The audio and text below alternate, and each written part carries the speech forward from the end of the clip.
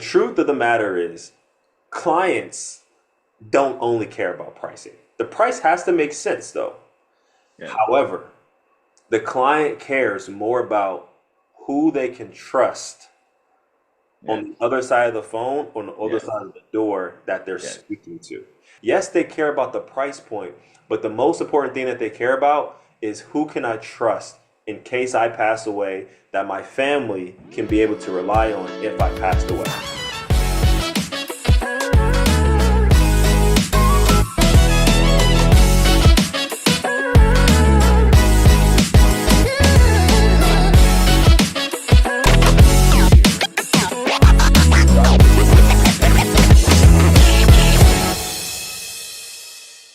Welcome back to another episode. My name is Mike. Got my girlfriend over there, Jalen Tally in the cut. Guys, we're gonna go over the 5 myths Mm. of life insurance, or just health insurance, or Medicare, or annuity. There's the 5 myths of insurance sales. If you're new to our page, go ahead and like and subscribe. Go follow us on Instagram. You're gonna find a lot of different agent testimonials. Me and Jalen have an agency named True Wealth Financial. We're one of the fastest growing agencies in America. So you're looking for a new home to work with, just contact us. We'll get right back to you ASAP. But for today, we're going to talk about the 5 myths of insurance sales. So, number one, yes, these are just like myths, as in like people say this about the business, but it's not necessarily true. As in they say this or that, but me and Jen have been doing this for a very, very long time. We're gonna probably say it's not true or not completely exactly the right truth to it. So let's hop to the first one here. So number one, you had to be a natural born salesperson to do this business. You had to be a natural born salesperson to do this business. Now, guys, I never thought I came out the womb like I'm gonna be a salesperson. That was actually not my actually intentions. I actually wanted to own my own restaurant growing up. So I never was like a natural born salesperson. And our agents, we have a lot of nurses. We have a lot of just engineers, IT workers are now insurance agents are actually doing very, very well. Our top producing agent right now is actually a minister. So you do not actually have to be a natural born salesperson. I don't even know what a natural born salesperson even means personally. Jalen, do you know what that means?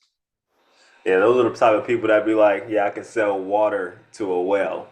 You know what I mean? Yeah. Or I could be able to, sell a Bible to a believer already. Those are that's kind of what you kind of get when those type of individuals say, I'm a natural born salespeople. They say I got the gift of gab, right? And Mm-hmm. only person that I know who really got a gift of gab are people who are just habitual liars. Okay, like they got a gift of gab because they just be lying all the time. But here's the beautiful thing about the skill of lying, unfortunately, is that it does still have to come with you working on you becoming better at lying. And it's the same thing when it comes to comes to like any sales process or any business, guys. Um, you can only develop the gift of gab or be able to really become great and efficient at sales by mastering your presentation and your script. So here's the truth, right? In order for you to become very successful in anything that you do, you got to make sure that you have a proven system and a proven sales script that you can be able to follow, where you can be able to rehearse it, recite it, and be able to get feedback from your coach to be able to help you develop and get you to where you want to go. Right? Right. So when it comes to like that myth, you're a natural born salesperson. Nobody's naturally born at being great at sales. People have are naturally born with being great with discipline or having the skill of being able to being focused for a period of time. That's something that we can't really teach.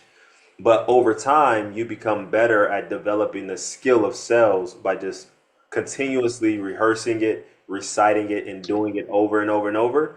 And here's the thing too, Mike. The reason why a lot of people do not become efficient and great at sales or never develop the gift of gab is because they keep switching their process and their system up continuously. Mm, Right? mm, Like it'll work for a month, and then because they have a bad week, they switch up their entire system, and it puts them right back at square one, and now they got to redo it all over again. Right? what are some examples? Because when I hear systems, it could be a multitude of things, but I'm thinking about you're saying, for example, you're saying one of the ways people can lose momentum in sales is by changing their system. So I'm thinking like leads, like so jumping from different lead vendors all the time. Is that one way, right? That's one of the systems, right? You got your lead system that you're jumping from, right? One lead vendor just stops working 1 week, right? And then you jump to another lead vendor, so now you got to Yeah. try the process over again, right? But I'm more so referring to, you know, your script, Mm, right? So let's say, for instance, you were did $30,000 in sales last month, and then the first week of April or May, you don't do as well mm, because it just happens in business. yeah. And now you're Yeah. starting to question your ability in your sales process and your script. Like, well, maybe this script isn't working anymore. No, it just produced you over $30,000 in income last month. Why are you trying to change that up? Keep it going. You're going to have bad weeks in sales. It just happens that way. But don't switch up your entire process. Don't throw out your entire sales process, your script, and everything that you've been doing to get you to where you are right now. A lot of agents, they typically do that very often. And unfortunately, that's why they don't have long term success because they're always looking for something better or different. But here's the honest truth, y'all. Mm, At the end of the day, I can talk to people who are doing 100,000 a month in sales, 50,000 a month in sales, 25, 30, 40,000 a month in sales, and everybody's sales script sounds very similar. Like after correct. you get past a certain limit, like 25, $30,000 in sales, and you've been doing it for a while, you get around other people. Most people's process are very, very similar. Everybody have a discovery, everybody has an approach, everybody has a closing process. Everybody is saying the same exact thing, Yeah. but they just might be saying it a different way.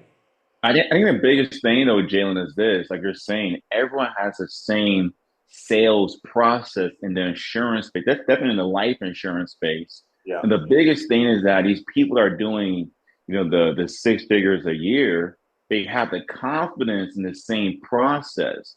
The Right. key thing is the confidence, because once you have the confidence in your sales process, you can pretty much breeze through every presentation the same way and have a duplicable process. But what you're saying is that when you keep changing up your process, your script, your discovery, maybe you're saying the jokes at different times now in your script, which is now allowing you to have an unpredictable result at the end, aka the close. So the name of the game in this life insurance space specifically is to have the same discovery, presentation, like the way you even ask for the sale should be the same because when your body goes to like where maybe there's days where you're tired or maybe the days where you don't really feel like showing up, you have that callousness in your mind of doing it the same kind of gets boring. You're doing the same way every single time, which now allows you to have a duplicable result at the end. Exactly. Yeah, sales is super tedious, but the people who are the best at sales, they stick with the basics, they stick with the tedious work.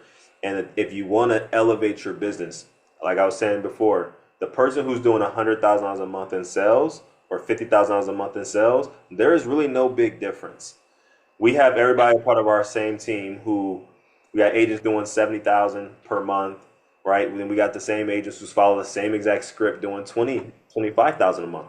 But the biggest difference between every single person, all of them, is simply that one other person is just putting in more activity. They're buying more leads.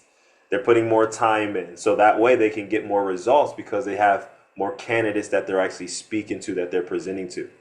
Does that make sense? So like Yeah, it's either gonna be activity, lead, or mindset. The reason why you're not seeing success in your business between activity, lead, or mindset, you gotta ask yourself, which one is it? exactly, exactly. So if you're looking to get Usually, if you're looking to get to about 10,000 or $20,000 a month in sales, that is a sales that's a skill issue that you have Yeah. to be able to start developing and working on. Anything past 20,000 a month in sales in the life insurance space, if you're looking to grow to 40,000, 50,000, it's most likely just going to be due to you not having enough lead inventory, right? Yeah. Would you Yeah. agree, Mike? I agree. I agree. So the next one's going to be cold calling is the only way to get clients. Hmm. Cold calling is, and we kind of talk about this just now, leads is a great way to get clients. Referrals is a great way to get clients.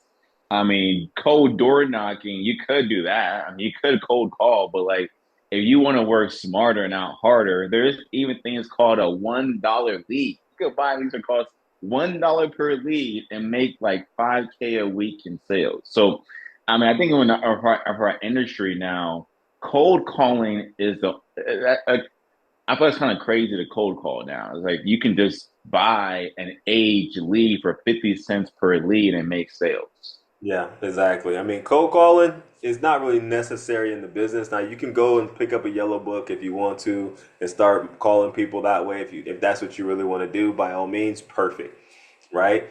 Um, but you don't have to, especially if you have a good system and a good company or agency that you work with. They should have preferred vendors that you can be able to access and be able to get qualified leads. And if you don't have enough money to spend on, the super qualified leads, right? Then like Mike was saying, get the 50 cent leads, the dollar leads, $6 leads, $5 leads, where you can be able to get a lot of leads for very cheap and be able to work those things through. And that's also going to help you develop your skill. When I first started the business, that's what I started with. I started with very Yeah. aged leads that was 10 years old. I got really good. But here's what it did for me. It helped me work on my skill of getting really good at overcoming objections. So any objection that comes my way now, I'm super confident that I can overcome it because I started out with older leads because I didn't have the resources or money to be able to get going, right?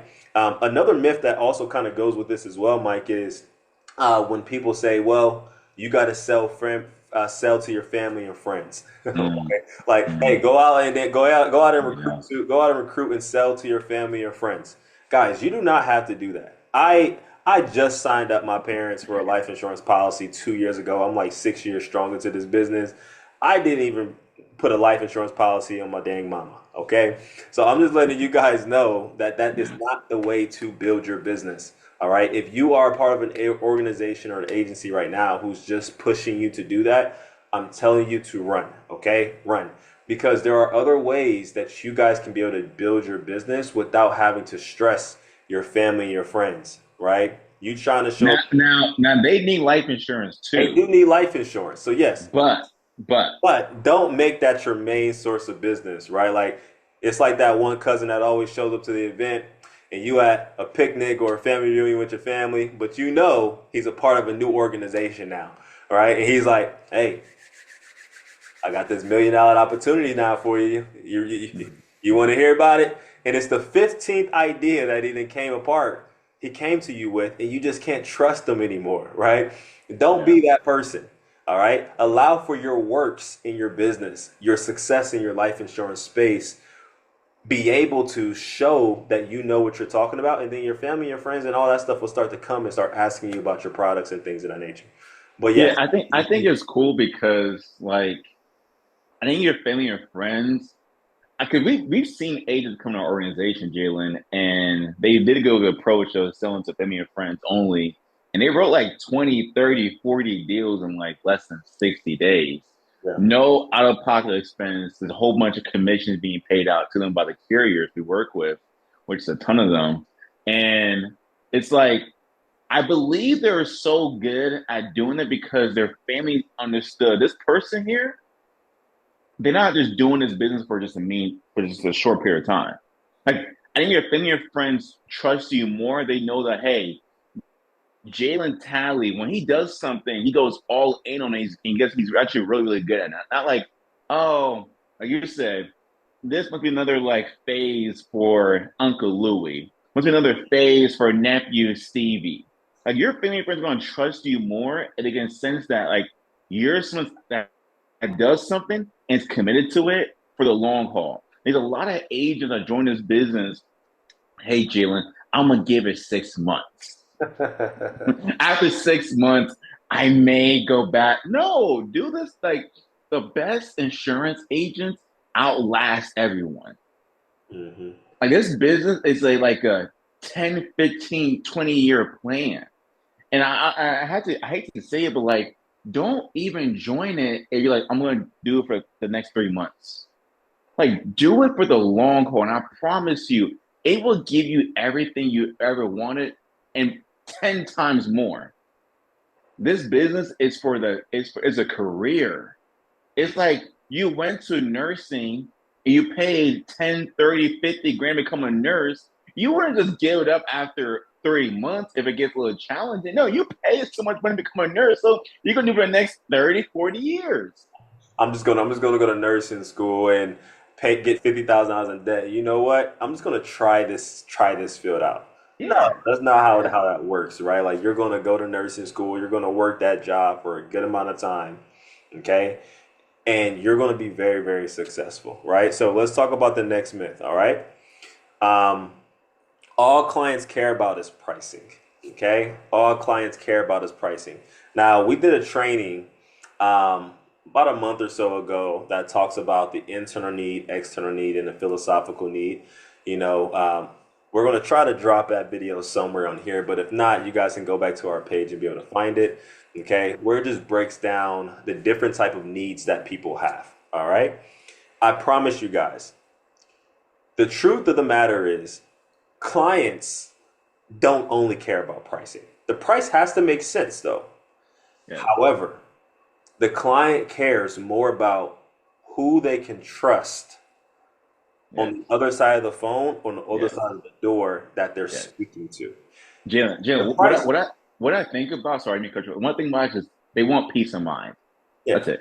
And the peace of mind comes from the agent. It doesn't come from the product, right? Because you Exactly. can go out and buy the product anywhere.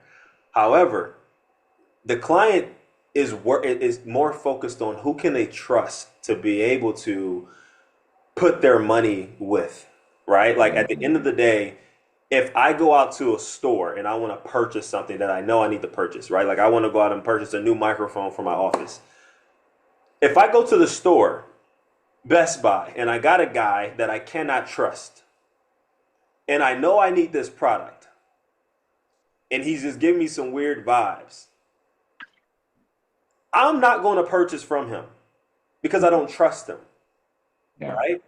So what I'm going to do, I'm going to probably walk around the store a couple more times until I see another person that I can be able to purchase from, or go to a whole nother Best Buy, a whole nother store that I can be able to get this product from simply because I just can't trust this individual. Does that make sense? So it's the same thing when it comes to your clients, guys. Yes, they care about the price point, but the most important thing that they care about is who can I trust in case I pass away that my family can be able to rely on if I passed away. That's why a lot of people, Mike, in our presentation, when we ask clients, how long have you been thinking about this? And they'll say things like, well, I've been thinking about it for 6 months, a year, or 2 years from now. And you'll say, okay, cool. What's been the biggest thing holding you back, Miss Betty? Well, this has been the biggest thing. This has been the biggest thing. This has been the biggest thing. And our next question will be, have you spoke to any other agents here recently about this?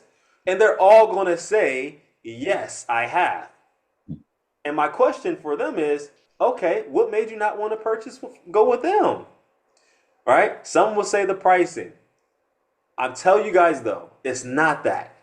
Because they didn't talk to 5 to 6 to 7 different agents who was all showing them the same price points, the same carriers. But the biggest difference on that sales call, which that shows me, is that ah, they just really couldn't trust any of these agents because everybody was selling on price, price, price, price, price. So on this call, I need to add in extra value to show a little bit more about myself, talk a little bit more about me so they can be able to get acquainted with me so they can feel comfortable giving me their information, right? So that is a huge myth. Clients do not only care about pricing, they care about who they can actually build a relationship with long term because at the end of the day, they're thinking about if I pass away, can this agent truly be able to take care of my family and get them what they need?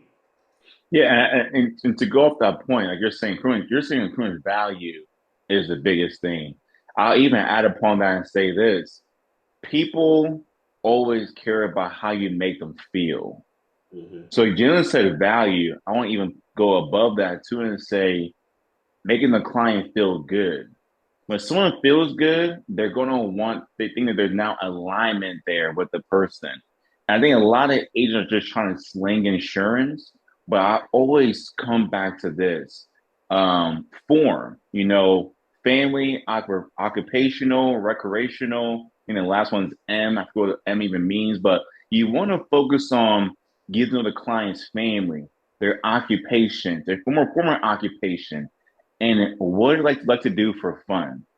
Because now the client feels you're trying to get to know them. Now, here's a kicker though. Once you get to know the client's family, occupational, recreational, it can't be a one-way street. You also had to give some to them as well about yourself. And now you're trying to find, where can I find alignment at with this client? Like maybe this client also has a grandma, it's also from Ghana.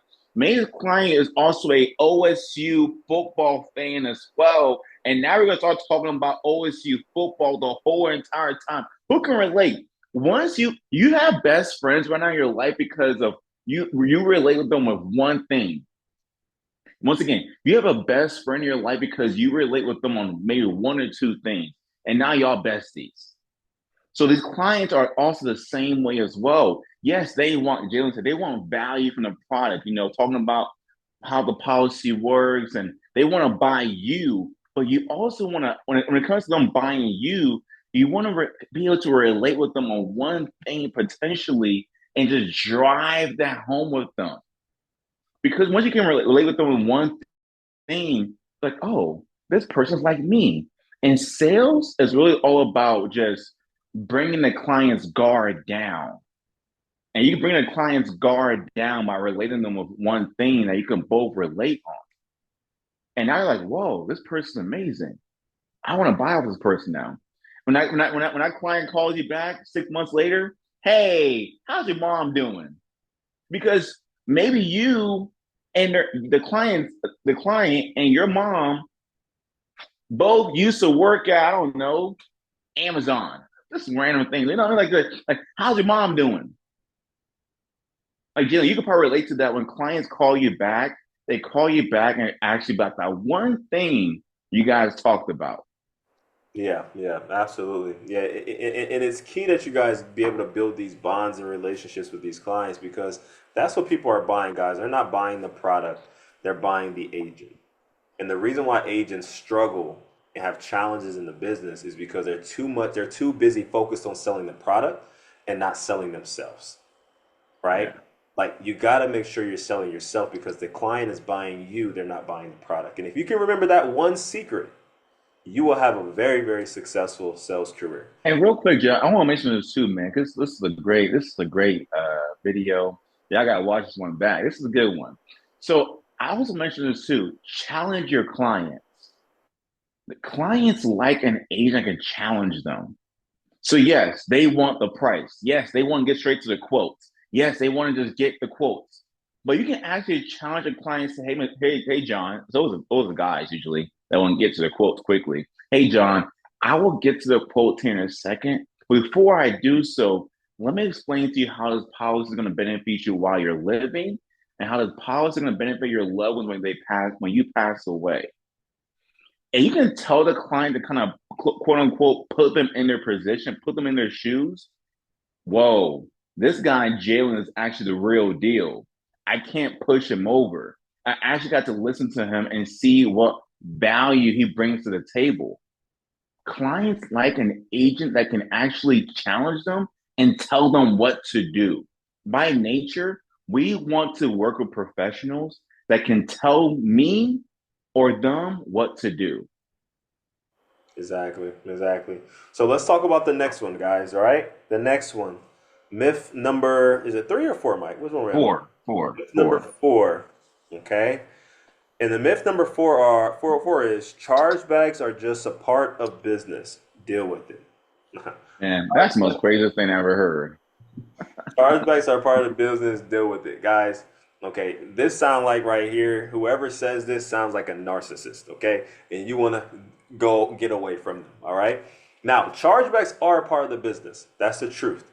All right? Now, just deal with it is kind of like you just wiping it underneath the rug, right? There's still dirt in your home, but you're just sweeping it underneath the rug. No, we got to clean it up entirely. So here's how we be able to overcome it. The truth is there's always going to be chargebacks that do happen in your business. All right. But I want you guys to remember something. The business that stays on the books is the business that pays. So you want to really focus on increasing your persistency.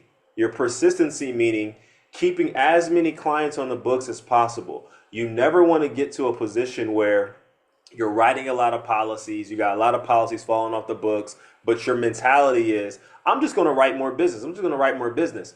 Now, guys, yes, you still want to write more business, but you also still want to make sure that you're following up on the business that fell off the books. Because roll up debt and chargebacks happen quite frequently if you do not manage your book of business. That's why having an effective CRM or system in place to be able to track your existing clients, to know that this client missed a payment, or to know like, hey, this client's birthday is coming up. Let me send out a thank you, a text message to them, or an email, or a thank you card to them, or a birthday card out to them, so they know that you're thinking about them. Doing these small little things can help you increase your persistency. So it's very, very important that you're not only just selling your clients a policy and having a one night stand mentality where you just sell a policy one time and then you don't follow back up with the client and continue that relationship. A lot of agents deal with that, have that same mentality, which is why they're not very successful in the business long term. So, in order to increase your persistency and to get rid of this mentality, chargebacks are a part of the business. Just deal with it. You have to make sure that you're continuously following up with your clients and making sure that their payments are being updated. If your client Yeah. calls you, don't try to ignore them, or don't look at their phone. But oh, Miss Betty's calling me, because I know what you guys are thinking. You're probably thinking that she's calling to cancel her policy. No, Right. she's probably just calling to say what's up, check up on you, or she's calling to make sure that her policy is still active, because insurance companies don't send out receipts, right? So she's probably just calling to check up on her policy. So when your clients call, answer the phone. Reach out to your clients once a quarter, right? If you don't have the time to do it, have your assistant do it for you. This is going to help you make so much more money over time, and it's going to be able to get you more referrals. And if you get more referrals from a client, that policy that client got, the chances are is very slim that it's going to actually cancel and charge back. Okay, so it's very, very important that you guys make sure that you guys keep up with your persistency and don't allow for chargebacks to run and rule over your business. So, Jenna, I'm looking at my notes. We have our morning training calls with our team. We just talk. We have with our agency. We have a Monday, Tuesday, Wednesday, Thursday, Friday training call for our team, and we go over these things with our team every single time. And we go over some ways to increase your persistency. I do believe as a telesales final expense agent, your persistency should be above 70%. Face to face final expense, it should be above 80% persistency. For if it's on an index universal life insurance, it should be above 90% persistency.